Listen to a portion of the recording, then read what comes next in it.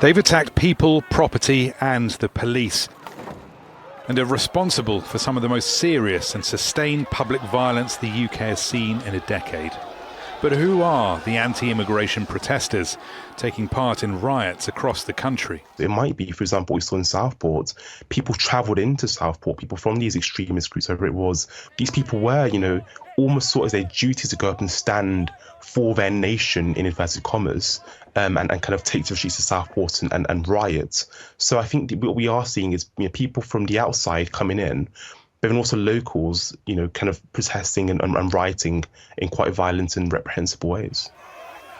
A loose, decentralised network of far-right activists are the producers, consumers and sharers of the digital memes and misinformation that have fuelled local anger. They use messaging apps to coordinate protests. Seen as something of a figurehead is Tommy Robinson, real name Stephen Yaxley Lennon. He set up the now disbanded English Defence League and is currently out of the country with a warrant issued for his arrest.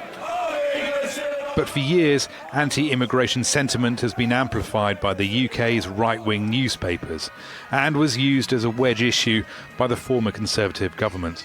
You go for 10 or 15 years having a largely uncontested right-wing and extreme right-wing kind of newspaper media telling their readers that the country is in desperate straits, and a lot of politicians on the right seeking advantage in that position. That is the whole kind of cocktail against which is taking place. We'll ramp up criminal justice. There have already been hundreds of arrests. It's now Keir Starmer's problem to solve.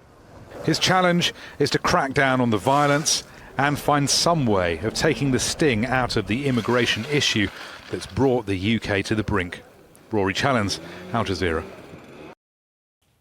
Make sure to subscribe to our channel to get the latest news from Al Jazeera.